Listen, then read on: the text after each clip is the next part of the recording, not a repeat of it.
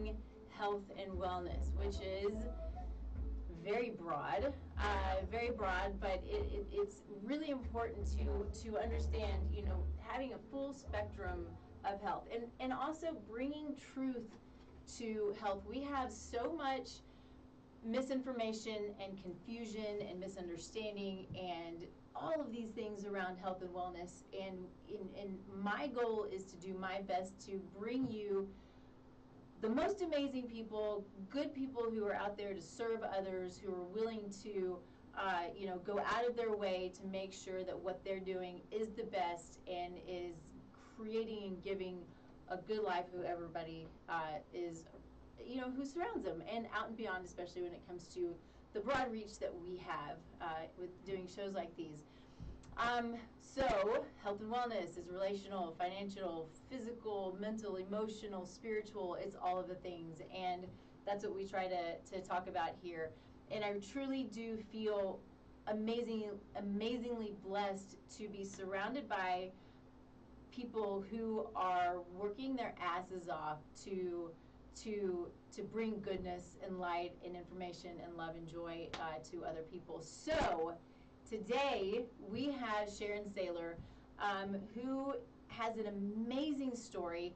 What I love about also the people who I bring on, all of them to date, unintentionally, but all of them to date are entrepreneurs, and most of them have a story that changed their trajectory in life.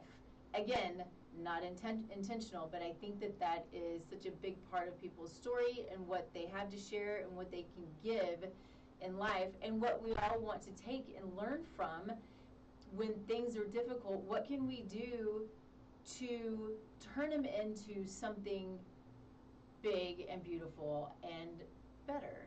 And so that's Sharon. So thank you, Sharon, so much. I know sometimes my intros are really long, but I'm super grateful that you're here. Thank you for being here. Well, thank you, Nikki. I'm so honored and grateful to be here myself. It's so exciting to see you. I know. It's fun doing the live radio, the live stream, because everything is live instead of just the podcast where it's just the audio, and which both are amazing because they're both great at different times. But it is fun that everybody can see us chatting and having a good conversation and see who you are, because you have, like I said, an amazing story and so much to share. And before we get into that, though, ouch, I cut myself cooking. So Oh, no. I didn't realize that's what I was doing. Anyway, so before we get started, as always, we start the show with gratitude, because I believe that gratitude can change the world, and it can change our mindset, and it can change our energy, and it can change so much about us. So, Sharon, what are you grateful for today? Wow, that's a broad question, Nikki. I know, it can be hard, huh? There's so much. Well, you mentioned emotional, spiritual, work, career, family, all of those things as who we are, and I could label grateful in so many of those areas. Right now, right off the top of my head, looking out the window, grateful that it's raining today for the first time in months. So Nice. Some people are like, what are you talking about? I've got the windows wide open. I just love, all the dust being cleared and all that. Anyway, so I'm really grateful for the rain, and I'm grateful to be here and see your lovely face again, so that's exciting. So plenty to be grateful for. I'm grateful for my health, that I had a bout of long COVID, and I got the right help, and being able to come out, see the other side, being able to come out that tunnel. I think we're really close now, so grateful for that. Oh, that's so hard. Awesome. Sorry, I grabbed that cut and I just made it bleed. How's that for embarrassing, bleeding on live streaming? Anyway, whatever. That's the way it goes, right? It's always something. So I'm going to try to keep my little gratitude story short. I love music, as I think most people do, but I get really excited. We go to concerts as often as we can, and so last night, so a little background story. So we went and saw, I don't know if you know him, a lot of you will, but Tyler Childers. Do you know who Tyler Childers is? No, I don't. He's kind of country, a little bit rock, kind of bluesy, very singer-songwriter, just good. And he's and twangy, very twangy. I just love his voice. It's raspy. It's amazing. So, we had tickets to go see him almost a year ago. And I ended up having to not go because I went up to be with my mom as she was passing. So, oh, shoot, I didn't turn my phone off. Sorry, I hope that doesn't happen again. I can't get to it. Anyway, so wasn't able to see it. Of course, you know, I am grateful to have been able to be there with my mom while she passed. But since then, my friend who came up here for the first show found tickets that was a really small venue, probably 300 people with him. And then my husband bought us tickets at Red Rocks. It was obviously a huge venue last night to see him. And it was amazing, and it was so good. And I so enjoy people who have the voice that they have in real life that they have on tape, right, recorded, without all of the extras and the stuff. But what happened too is we were getting ready to leave, and my husband looks at my dog, my bigger dog, and she had a slash, like literally a slash down her arm. And we're like, what are we gonna do? We got to go to the concert. They were not cheap tickets. So I'm grateful for being able to go to the concert. I'm grateful that we were able to get her into the vet and they could just take her in and sew her up. And as soon as we got out of the concert, we were able to go pick her up. You know, the timing's really beautiful, and I mean, for what it is. And you know, she's pretty sad right now she's not feeling very well. But yeah, I know. But grateful that that's all it was. You know, it was a pretty good tear. I don't know what she did it on, but you know, it could have been in a much worse place. You know, it was a place, you know, a lot of tissue, a lot of muscle there, so not a lot of damage, just kind of yucky. Anyway, but lots to be grateful for my health, the dog's health, seeing Tyler Childers, and amazing music. I love music, so that's where I am today. And not much sleep last night, unfortunately, but all good. So let's get into the good stuff, and let's talk about you, Sharon, and let's talk about you know, the who's and the whys, and you know, what motivates you and what excites you and what gets you going and what got you here.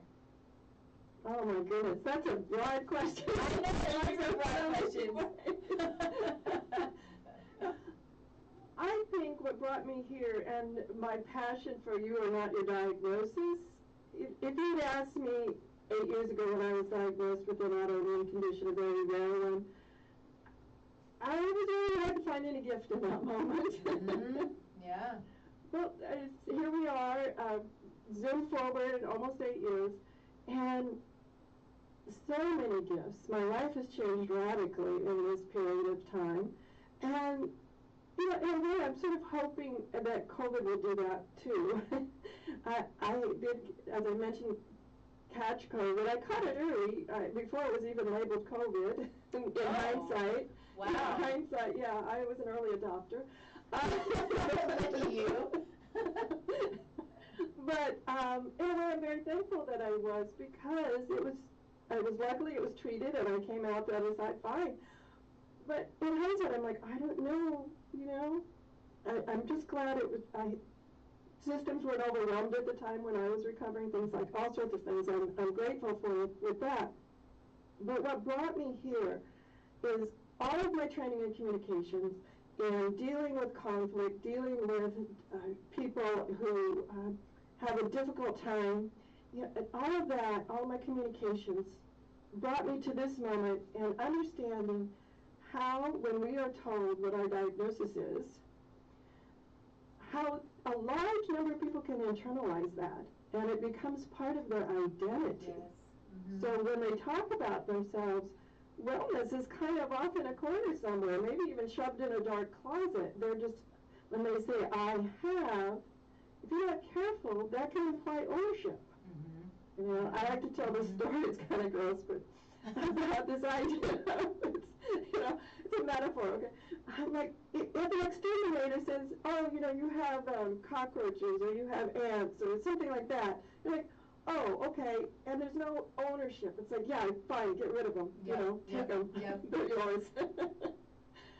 But when someone in what I like to see, sort of this mentality that we get around medicine and medical situations, is an authority that someone is telling us, an authority is telling us, the right code authority is telling us you have, and then all of a sudden you're like, and it feels like that's now part of you.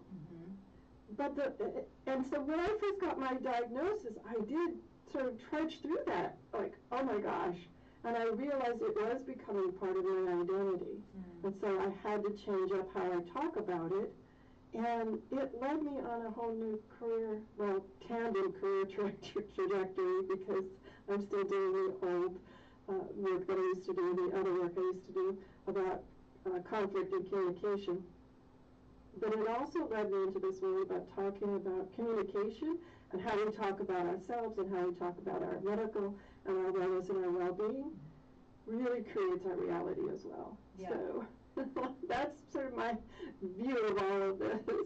And being able to talk about it in such a way that you can relate to doctors what's going on with you and make sure that everybody's really clearly on board with that this is about wellness. This is not about symptom management or anything else. This is about how can we together optimize.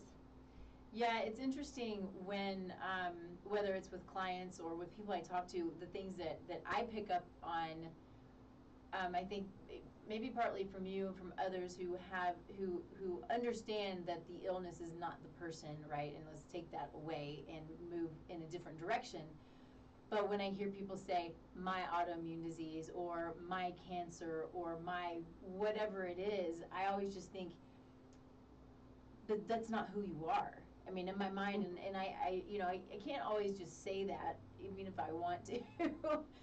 But I want to. That would be, and maybe I should say more. Let's separate the two, because this one is what you want to go away, and you want to, like you just said, bring in the wellness and create the wellness and help the wellness and get rid of the other. So, yeah, it's interesting. Do you mind sharing just a little bit about, because I think it's interesting, I think it's part of your story, the condition that you had? Are you considered to be in remission? I am considered to be in remission. I loved it. About 5 years in, the rheumatologist says, congratulations, we're putting you in the remission folder. And I was like, oh, I could have told you that 2 years ago, but okay. Right?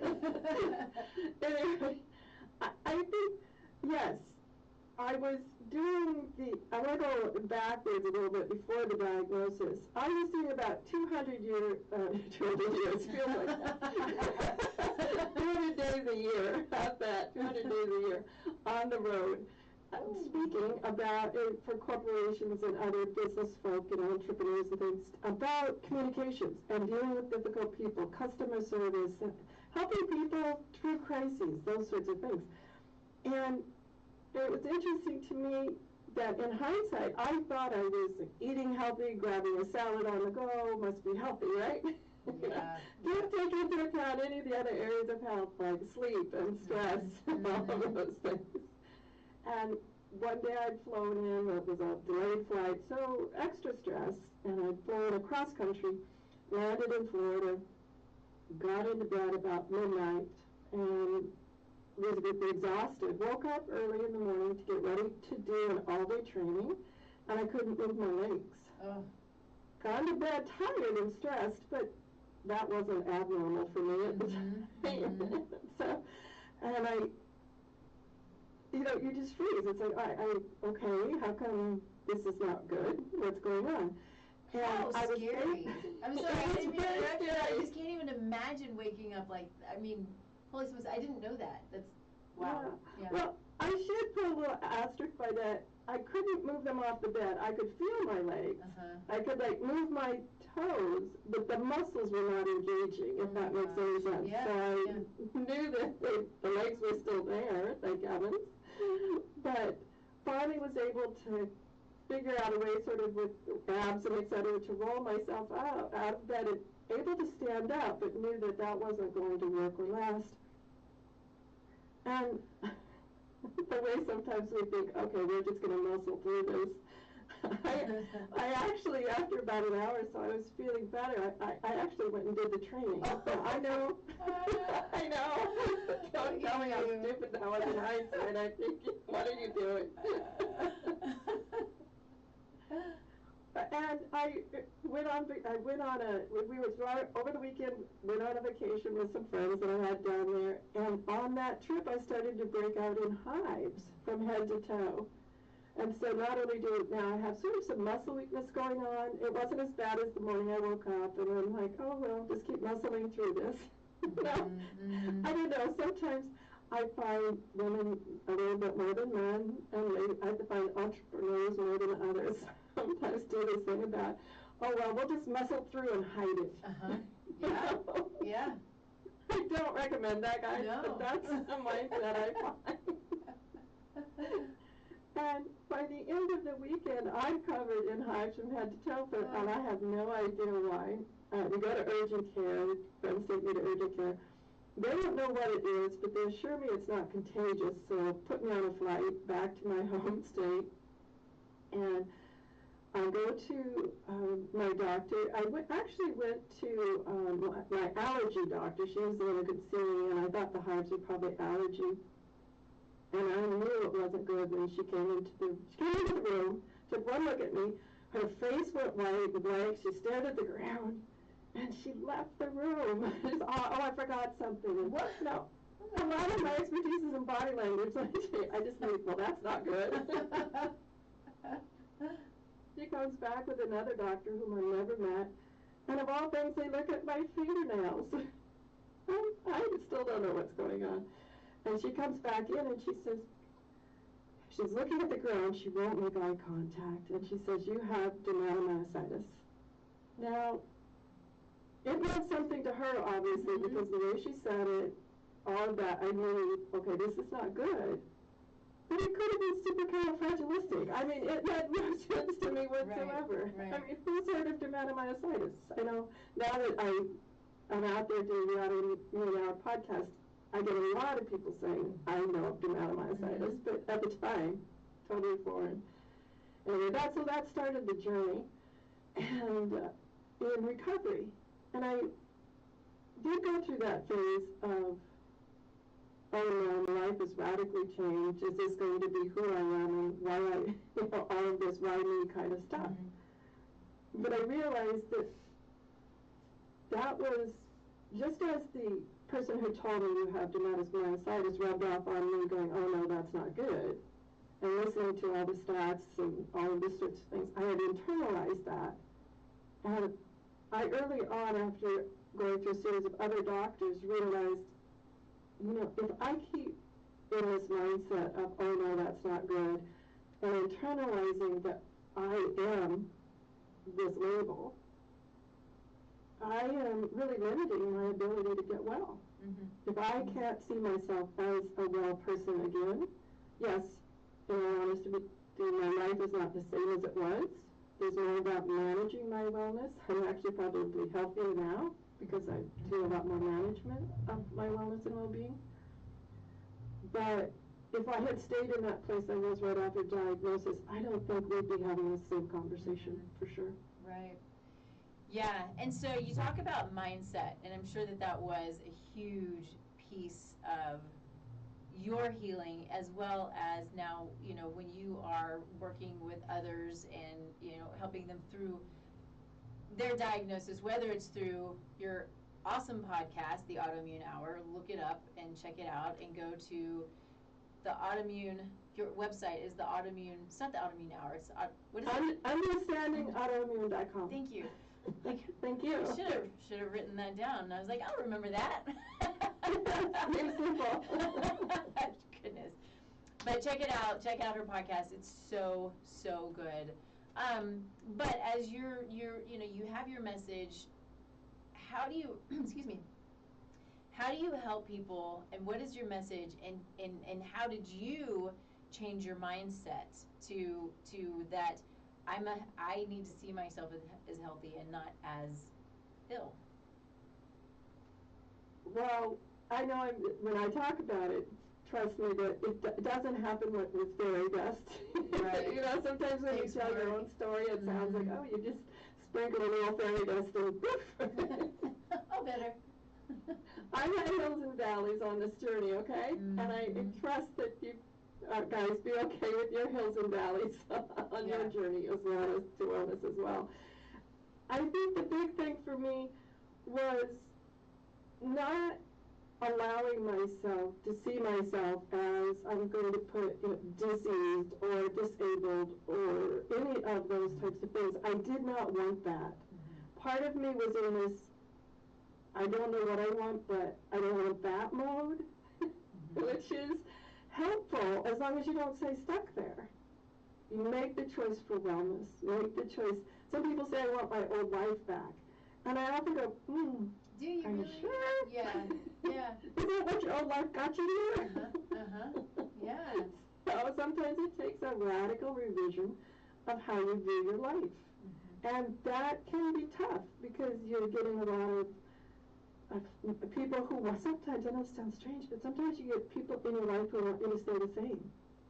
You know, you're making radical changes in wellness, in optimization of your life, stress reductions, changing your sleep habits, changing your eating habits, changing everything.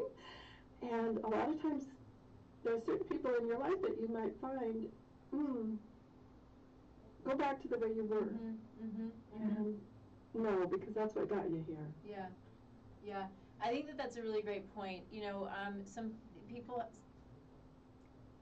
including ourselves, sometimes have a difficult time moving forward and a difficult time with change. And I think that those can be blocks. They can be, you know, traumas. You know, I don't know. I think there are a number of things that can keep people stuck and be, you know, unable to change. You know, when I talk with my potential clients, it's I have to know that they are not stuck, or they're really, really, really willing to get unstuck, because because you know, the work to go to work on your health and bring yourself back to health, but also know that it takes the mindset and it takes support and it takes all of these outside factors to kind of help you move forward.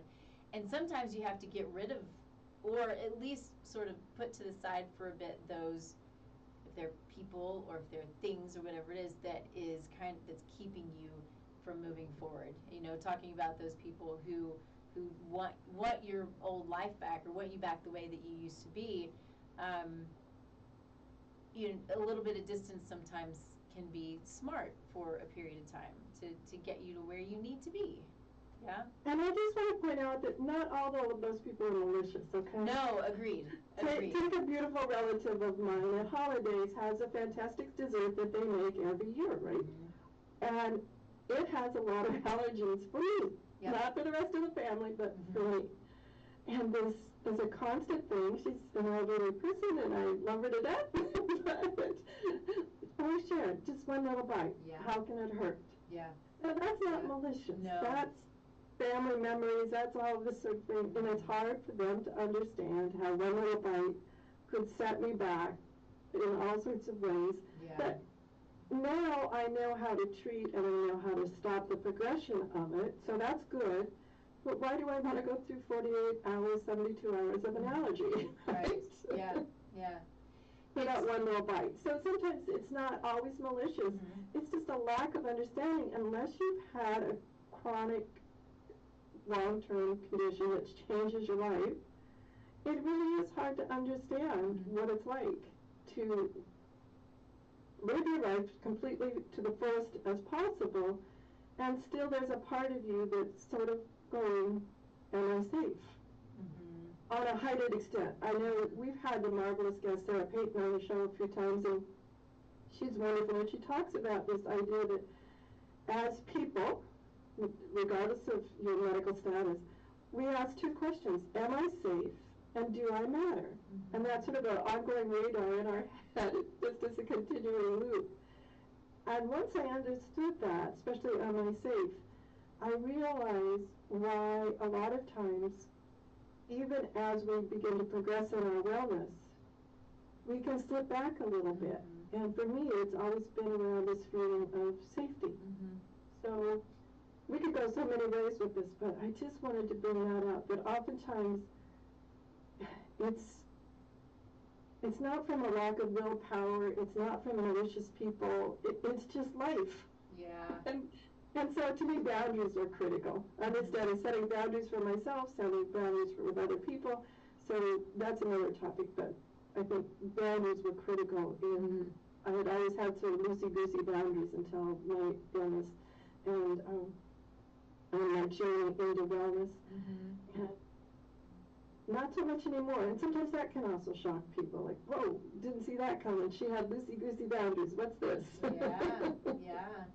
Well, I think, like you said, there's so many directions that we could go with it, but going, backwards just a little bit and talking about understanding that when you have been diagnosed with something that is chronic, as you're trying to move out of it, and I've seen this in my clients, that they're moving in a positive direction. Things are going really well, especially my autoimmune clients, because with autoimmunity you can have flares, as many of you know and have experienced, and it can take that one little bite, just as you were saying. And I say this because I want to reiterate, because I think it's so important for people to understand, because I have to explain it to my clients pretty regularly. Your body knows. The body knows if it's one little crumb. I'll ask people, how often are you eating gluten? Oh, not very often, maybe twice a week. Like, that is so much. And some people can get away with it, but a lot of people can't. And if you have an autoimmune condition, you can't. It's just kind of a hands down, you can't, or you shouldn't, because it's going to do all kinds of things that it's doing. But it's not it's not my story, but it's a story with a physician who was putting on a seminar. But he's just like you had said, he had a woman who was really, really sick, and she was doing really well. It took him months and months and months for her to get to this place where she was doing well. And so she was at a party, right? And a party is like a birthday party. It's not a problem. I feel great. I'm just going to have a bite of cake. And it set her back months. And so it can stink to be in that position, but understanding that, creating the boundaries, understanding your body, learning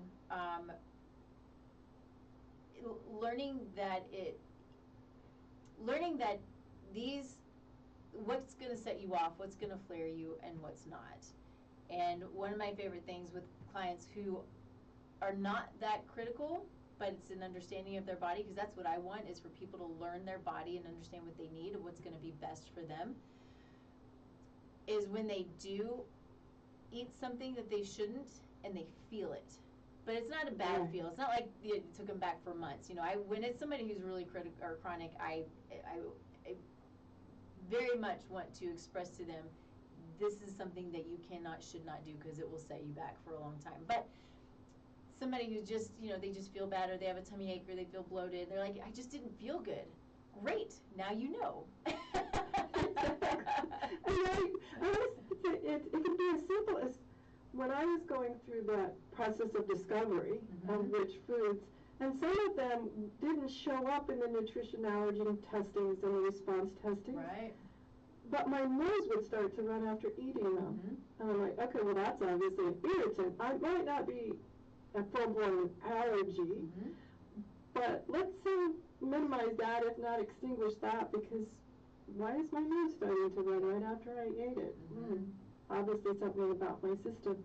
Yep. And the interesting thing about foods is I did go through the different allergen and response testing for nutrition, and a really weird one came up, parsley. And that came up in the red flags section this week, and parsley. Of all things. And so I went out to dinner, and I realized, oh gosh, there's not a lot in this limited menu I could eat. This was several years ago. And so I ordered a baked potato, sweet potato. And that was the only thing on the menu. I thought, okay, I can have this sweet potato. And I thought it was very clear, and I said, please, no butter, nothing, just the plain potato. And it comes, and it has nothing, but it's been cracked open and has a little bit of parsley sprinkled on top. And of course, wanting to be nice, I thought, okay, well, I'm just going to scrape it off, okay, and I'll be fine. And I ate it, and in the middle of the night, I woke up with a migraine, or not technically a migraine, but a migraine feeling, you know, pounding head and soreness. And I called the doctor the next day. Oh my goodness, I think I've been parsleyed. I said, how can that be? It must have been only a molecule of parsley. I scraped it off. And she explained to me, Sharon, when I met you, your inflammation from food allergies and sensitivities was off the charts. It was way up there, let's say at 100. And she said, we've gotten you down, and you've been so good, and you've been finding all these things out, and eating the way you should eat, your body wants. So we've got your inflammation way down. And so you get one little thing, and you zoom right to 100 again. Where before at 95 to 100, not that much. Yeah. Right? Didn't matter if you'd been parsley, you were in pain anyway, so what's the difference? Now that we have your body settled down and the inflammation under control, it was so shocking to me that something first, it seems so innocent as parsley. Now I'm not bashing parsley, guys. For me, everybody's different, yeah. I know lots of people that eat parsley, so I'm not bashing parsley, but everybody's different. And you're thinking something as simple as that could set me back. Luckily, it was just about 72 hours it was out of my system, but wow, what an eye-opener. It is, it's so interesting, and I think people, you know, initially, well, two things about that is what you said, which is sort of hitting the nail on the head, is when you have little things that you don't understand, so a runny nose, a random ache, a random headache, it's not just that because you have a headache, it's not just because you have a runny nose. Your body's trying to talk to you, and your body's trying to tell you something, and your body's trying to get your help and warn you about something. And it's interesting that we look at it as it's just a random occurrence and there's nothing that triggered it, but something certainly did trigger it. And so taking a step back and thinking, what could it have been? And that's the best part about learning and understanding and knowing your body, is when you figure out those little things and how to avoid them and how much better you feel. And back to what you said regarding, you know, when you feel so good and you eat something that you shouldn't, it's that much worse, right? And I hear it is. Yeah. Okay. And I hear it from my clients all the time. They're like, I didn't know I could feel this good, and then I didn't know I could feel this bad so quickly. Like, good, now you know. It's great. You know? Yes, if it has comes with parsley now, I just send it back. I said, please, naked, totally naked. So curious, is there anything now that you took out before that you have tried to bring back in that you're more comfortable with than before? Absolutely, but I've added it back slowly and sparingly. So eggs were taken out for a while, but that didn't really show up as egregious on the different charts, the different testings we did. It was sort of in the high, you know, in the yellow area. I like to say green, yellow, red. That's how they all show up, Yeah, so we'll just say it's like in the caution, the bleakly caution light, you know. And I added that back. I can have about one a week, which is nice too, because honestly, it did get down to the ridiculous of a half a dozen foods or so at the beginning, and slowly adding each week or each couple of weeks, depending on where it is and what it is, has really expanded what I can eat, which is wonderful, because going out to restaurants is tough for, you know, the pandemic kind of threw that into me, but I think many of us are venturing out again. Or even going to a friend's house to eat can be tough. But yeah, slowly adding them back and just making sure that I'm really careful about taking notes. Okay, just because I ate that, well, poor egg, but I'll bash on the egg for a second. just because I ate that egg and nothing happened, like I didn't get a runny nose immediately, I keep some notes to myself because I don't know about you, but I think I'll remember and I don't. Yep. So I keep notes about, because it can be, I don't know, 24, 48, sometimes 72 hours when all of a sudden I'm like, okay. And then I have to always guess and test a lot too. Like, wait, after 72 hours later, I have a really bad headache. Was that egg that I tested, or something else I was exposed to, or stress, or it's like a game of memory. When you're flipping over the cards trying to make a match. Yeah. It is. It's really difficult, and that's why I love elimination diets, but it's really difficult when the data shows that a sensitivity can present 2 to 9 days after eating a food. Who remembers what they had 9 days ago? No, I know. For me personally, it was simple for me because it was such a small thing, but when I eliminated gluten, I'm 40, 45 years old and these crazy pimples on my face. What is wrong with me? And it just progressively got worse and worse over the years, from when I was younger to when I was older, to, the cystic, horrible stuff. They would be around for months and months. So I finally thought, all right, I'm a nutritionist. I'm going to give up gluten. Let's see what happens. And my face cleared up. And I knew that sensitivities can present 2 to 9 days after eating whatever it is. And so that was the only thing that I brought back in one day. I went and had beers with friends, and I had pasta, and the whole thing. 8 days later, my face breaks out. So it's interesting and it's difficult. That's why food sensitivity testing can be so good. But I think also understanding that a lot of times it's not necessarily the food as much as it's your pissed off immune system. Oh, right. Yes. It's just that the food was poking the immune system, Yes. and the immune system roared back. Yes, exactly. But I just why start poking a snake with a stick? No, I totally agree. When especially when it's red, because that's how it comes back on food sensitivity testing. Like you said, it's green, yellow, or red. But when it's red, you want to take as much of those out as you can. I have a client who came back, the entire sheet was red. And she's like, my. Yeah, it was intense. And so she was like, what am I going to do? What am I going to eat? She was already just high in stress. Her whole body was in the red, right? She had so much going on. And I told her, so yeah, the food, there's a problem here, but it's not the food, it's your immune system.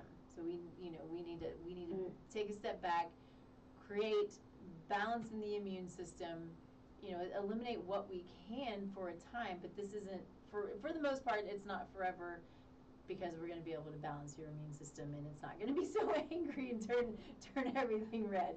And we did. And when your immune system's that angry or upset at you, it's to me, it was never just about the food. Honestly, the food was a huge component, because that's adding fuel to the fire. Mm-hmm. But stress reduction. Yes. This term's kind of weird. I've heard it. I'm not sure I agree, but sleep hygiene. Right. I like to call it sleep rituals. Yeah. I prefer sleep rituals, but some of you might know sleep hygiene. So many things, exercises that you can do. At first, with the dermata means skin, myositis means muscle. So the muscle weakness part of it, I couldn't exercise like I had or wanted to, but just doing something. Mm-hmm. And I like to encourage people to do just something in all the areas, spiritual, emotional, physical, mental, all of the areas that you can. And maybe it's just one little thing a day. Mm-hmm. But, it's exponential. At the end of the year, you've made 365 changes. Yeah. It's exponential, and it's not, like I said, it's not, I wish it was fairy dust, but it's not. It's about putting in the time with nutritionists such as yourself to understand what's the fuel that's adding to this fire that's already here, and then what else is making the conditions for it to rage. Mm-hmm. Mm-hmm. So, but sometimes it's like I think about the food as the fire, but then in this wildfire sort of analogy, the stress that I've been putting on my body and all these other things that I haven't been taking care of that I'll get to tomorrow because I've got other more important things, are all of the dried brush that catches on fire. And I think people need to understand that you have to have this comprehensive approach to your wellness. You can't just fix one thing and assume that you might feel somewhat better. And I know oftentimes we can play this game, this is good enough. But I really encourage people to say, is it really? Yeah. And good for you. You know, that I have a couple of driving factors in, you know, in life and in work. You know, I've experienced my own sort of issues with you know, conditions, you know, that are just really kind of debilitating.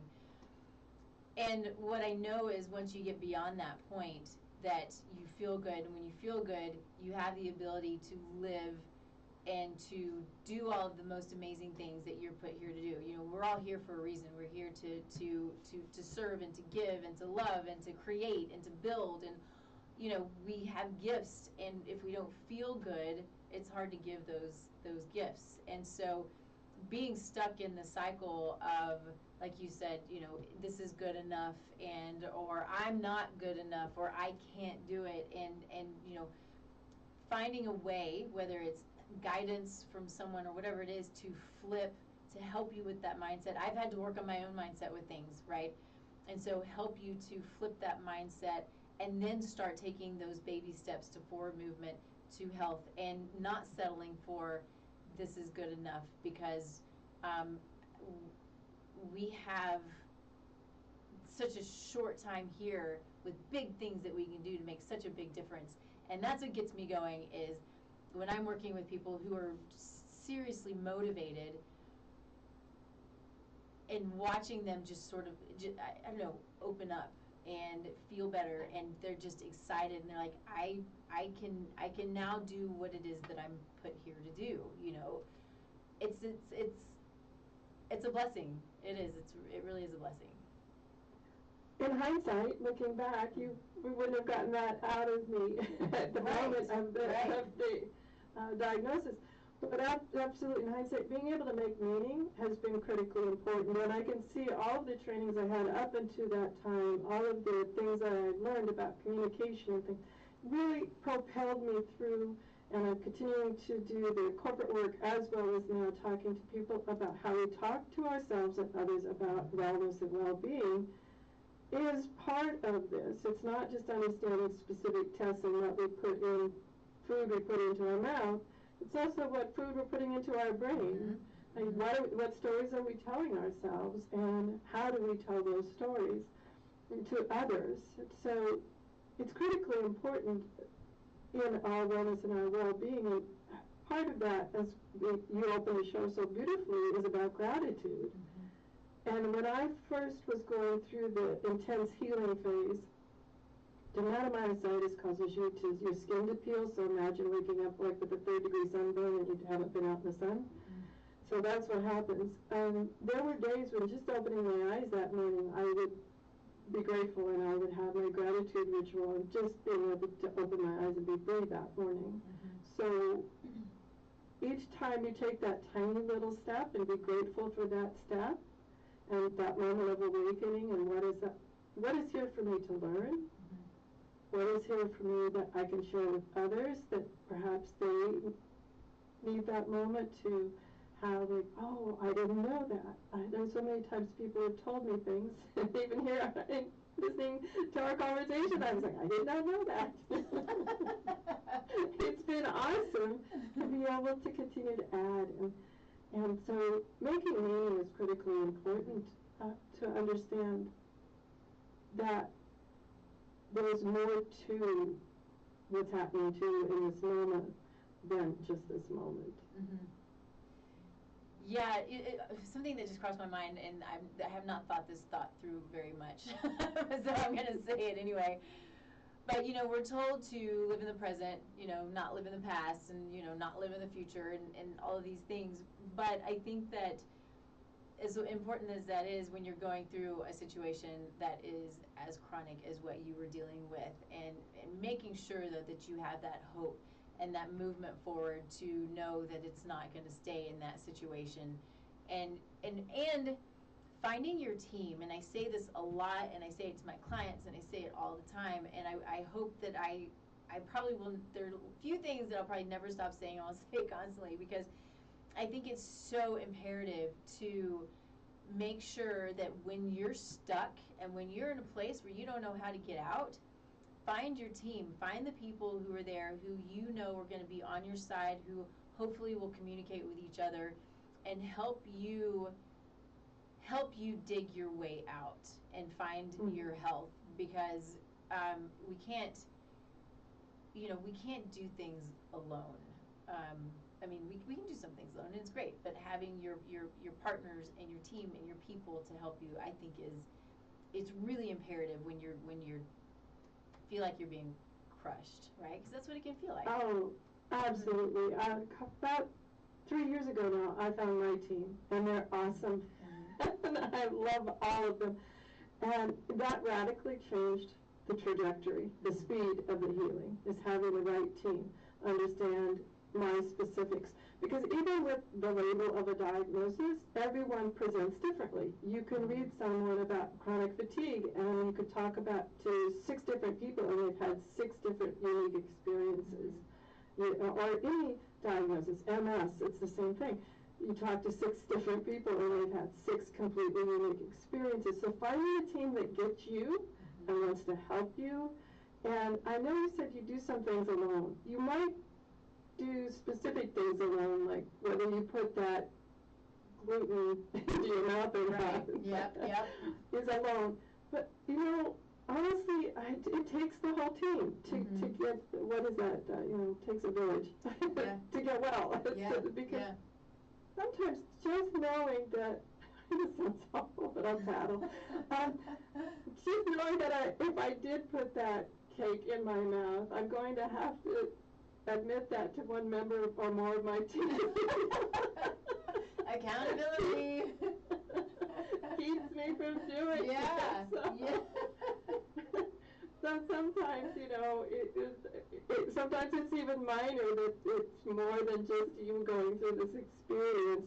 And I want to point out, it's okay to leave a medical situation, and I'm going to put it in air quotes, but it's okay to fire a medical professional. It's okay to fire a coach. It's okay to fire people in your life. Yeah. If it's not working, it's not about hating them. I mean, I've had plenty. What propelled me to start the show really was about 3 months in. I had one of the top doctors in the field. I had been blessed. I'm thinking, oh wow, how did I get, this opportunity to be seen by one of the top doctors? But I realized that they weren't really listening to my uniqueness of my situation. And I kept having these weird reactions to some of the medication. I'm like, okay, now we're just treating symptom for symptom. And the doctor kept saying, well, that's a side effect. And I said, but at this point, it's a symptom. It's impairing my life. Let me choose. And so you could just see that, kind of hear where I'm going with this. It wasn't going to end well. And so I said, I think it was mutual, but I brought it up. I said, I'm going to seek other care. I think they were as relieved as I was, because I wasn't, we weren't on the same team. Right. We didn't understand. Yeah. They were trying to cure the symptoms, and I was trying to cure the whole thing. I was trying to create a whole new wellness being, a whole new body for myself. And so being comfortable having those tough conversations. When it's not working, it's not working, and it's okay.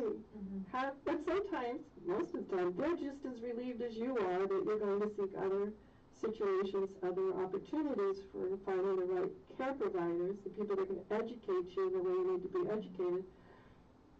And it's so, it's okay to say, hey, this isn't working. Yeah. It kind of feels like a bad breakup of a bad date, but, move about advocating for yourself.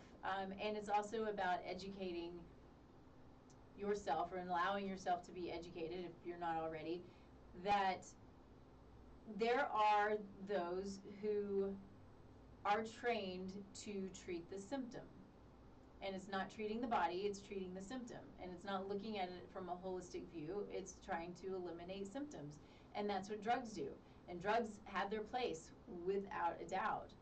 And they can get you from a place of being really, really, not being able to function in life, and kind of get you out of that. But what if you're not on the drug? What happens? You're not functioning, or you're not allowed, your body, you can't see what's going on because it's covering up the symptoms, right? And you have to be able to know your body well enough to be able to, if you're having a symptom, okay, what is it? I'm not sure I'm saying this very well, but coming out of a chronic situation, if you are squashing symptoms and only hiding them, then you don't really know if you're getting better. And I hope that makes sense, and that's kind of the key. I'm working with someone as kind of around that same area right now. Is let's do the drugs for a period of time, but let's see what your body's doing. We need to see what your body's doing and how it's reacting and how it's functioning, and what we can do to allow it then to get better. So in time, the doctors can take her slowly off of the drugs. And absolutely. Yeah. We're not bashing drugs here. They saved my life. They absolutely saved my life. Yeah. But I needed to add to that a more holistic approach. I needed to add other team members that would look at the other aspects that were more highly trained. The one thing I've learned about the medical professionals is they have specialties. And, let's just say, if it's your thumb, and I don't know if there's a specialist for thumbs, but let's say there is, they're just going to look at your thumb. They're not going to look at the rest of your hand. They're not going to look at your foot. And so drugs absolutely saved my life. So I'm not bashing those at all. I'm just saying, as you approach your wellness and as you begin to take steps each day, looking at yourself holistic, looking at the parts that need to be worked, and looking at yourself holistically, and realizing that a lot of times members of your team are very specialized in just one area, and that's why you need a team. Yes, absolutely. I know that, when I'm a part of a team, I have my specialty, or if somebody needs somebody else that is not my specialty, we refer or we bring on to the team. And that's what should happen for anybody. And that's what, I hope everyone advocates for themselves is, interview your people, interview the people who are on your team. And sometimes it takes a while, like you said. How long ago were you diagnosed? 2014. Okay, yeah, and so 3 years ago you found your team, and sometimes it takes time, and it's hard. That can be hard. It's a whole other job, right? And some of the members that are no longer on the team were ideal for the state and situation I was in at that period of time.